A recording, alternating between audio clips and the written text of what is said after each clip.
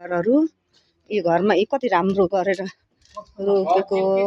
फुलहरू यो फुलहरू यो पुरानो घरहरू कति राम्रो दाउरा यसरी हारी लाएर घर हेर्नु त ढुङ्गाले यसरी खिपेर तल उठाएको कति राम्रो गरेर यो पुरानो डिजाइनको घरहरू हेर्नुहोस् न भित्र यो दाउराहरू राखेको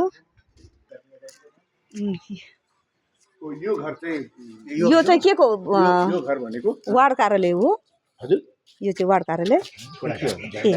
पहिले त पञ्चायतमा भए त पञ्चायत भवन थियो ए हजुर यही हो बरुङबुढा घर बरुङबुढा यो चाहिँ बरुङबुढा यो पुरानो डिजाइनको घरहरू हेर्नुहोस् त यो रोल्पाको थबाङ अब अलिअलि नयाँ घरहरू पनि थपिनु थालेको अवस्था चाहिँ रहेछ थबाङ गाउँपालिका वार्ड नम्बर 1 को कार्यालय रहेछ यी कार्यालय भवन हेर्नु न यो सबै ढुङ्गाले खिपेर बनाएको वार्ड कार्यालय भवन प्राय ढुङ्गाको प्रयोग गरिएको छ यी सबै ढुङ्गाको प्रयोग गरिएको छ निकै ढुङ्गा अनि यसरी दाउराहरू राखेको यो यसरी छ पुरानो घरहरू हेर्नुहोस् न दाउरा कस्तो मजाले राखिएको हैन हेर्नु न यहाँ घर गल्ली बाटो घरहरू यसरी छ अनि हेर्नुहोस् न कति राम्रो गाउँ बस्ती चट्ट लाएर पुरानो बस्तीहरू अहिले केही नयाँ घरहरू पनि थपेको छ ऊ देखिराख्नु भएको छ होइन अरू पुरानो त यही हो बाटो यो हो बाटो यसरी छ यसरी छ अब चाहिँ पुरानो घरहरू प्राय भइसकेको छ यी नानीहरू बसेको छन् कति राम्रो राम्रो नानीहरू के नाम हो बाबा सन्जु बहिनी नानीको सुनामी रोक्का मगर कति राम्रो राम्रो नानीहरू नि यो पत्रे चट्टान राखिएको छ यी दाउराको हारी यसरी नै अनि पर घरहरू हेर्नुहोस् न यी सबै थबाङको भित्री गल्ली भित्रको गाउँ नानीहरू खेल्दै हुनुहुन्छ यति रमाइलो छ यसरी भित्र गल्लीहरू हेर्नुहोस् न यहाँ यो हाम्रो नेपाली बसोबासको अवस्था हेर्दा जहाँ सामुदायिक हिसाबको बसोबास छ जातीय समुदायको त्यहाँ चाहिँ यसरी नै बाक्लो घना बसे जस्तै काठमाडौँमा कीर्तिपुरतिर लगायतमा नेवारको यसरी नै बसोबास हुन्छ भने हाम्रो गाउँतिर तराईतिर थारूको धिमालको लगायत सम्पूर्ण जातिहरूको यसरी नै बसोबास हुन्छ हैन हाम्रो विशेषता हामी नेपालीको विशेषता यी कति राम्रो हेर्नुहोस् न यहाँ यी रमाइलो गाउँ छ हेर्नुहोस् त हेर्नु न गल्ली बाटो हेर्नु न घरहरू कस्तो रमाइलो ल गल्ली थुप्रो यस्तो गल्ली त सो गल्ली त कति रमाइलो हेर्नु न यहाँ आहा जता हेरे पनि उस्तै कहीँ चाहिँ एउटा दुईटा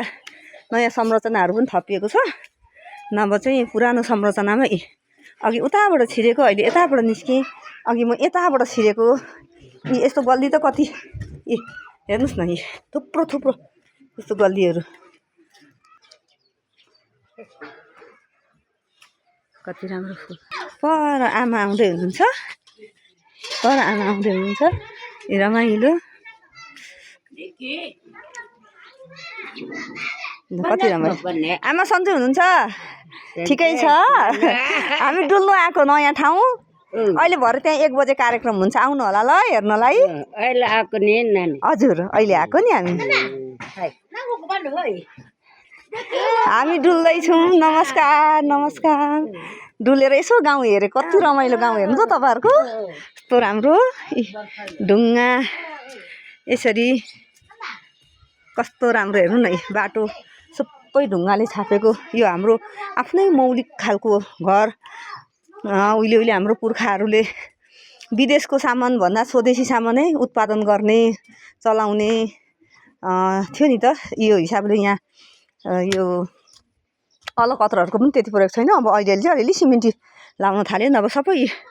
ढुङ्गाले छापेको बाटो यी घरहरू पनि हेर्नुहोस् त हाम्रो आफ्नै मौलिक यो चाहिँ रोल्पाको थबाङमा छौँ हामी माथि माथि हेर्नुहोस् रमाइलो छ यति रमाइलो छ यी अब यो सबै बाटोहरू छ एकदम रमाइलो छ यस्तो रमाइलो छ हेर्नुहोस् त आफ्नै सबै कुरा आफ्नै हेर्नु न ढुङ्गाहरू पनि कस्तो राम्रो यो सबै सिलौटा बनाउने टाइपको ढुङ्गाहरू यस्तो रमाइलो छ हेर्नु न यहाँ जहीँ हेर्दा पनि एकदम मौलिक घरहरू छ मौलिक घरहरू यो रोल्पाको थबाङमा छौँ अघि पनि मैले भने यी सबैतिर धेरै छ यस्तो बाटोहरू यस्तो गल्ली नि यी जस्तै यहाँ पनि चौबाटो आयो नि होइन यो चौबाटो आयो अब यी यता जाँदैछौँ यसरी जाँदैछौँ अनि यसरी सानो सानो बाटोबाट पनि घर जाने यसरी जाने कति रमाइलो यहाँ फेरि अर्को चौबाटो आयो यहाँ फोहोर मैला बाहिर नफाल्नु भनेर यहाँ डस्टबिन पनि राखिएको छ चौबाटो आयो यो कस्तो सुन्दर घर हेर्नुहोस् न फुलै फुल लगाएको यी सुन्दर फुल यस्तो चौबाटो यस्तो बाटो धेरै धेरै धेरै ठाउँ चौबाटो ठाउँ जस्तै यहाँ पनि म चौबाटोमै छु अब यो पनि चौबाटो धेरै छ यस्तो धेरै ठाउँ रहेछ है यस्तो चौबाटोहरू किनभने बाक्लो गाउँ छ नि त हेर्नु न भित्र पस्दाखेरि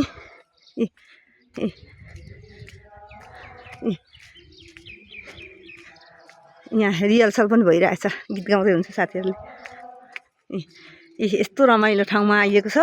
वरिपरि पहाडहरू छ कुहिरो लागिरहेको छ अनि यो हामी थबाङमा छौँ अहिले ढुङ्गा चाहिँ बेसरी क्या यहाँ हेर्नुहोस् न यहाँ यो यहाँ साथीहरू गीत गाउँदै पनि हुनुहुन्छ यसरी छ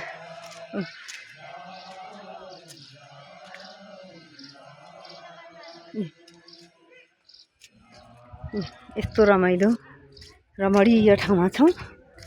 चौबाटो यस्तो छ यसरी एकदम रमाइलो ठाउँमा आयो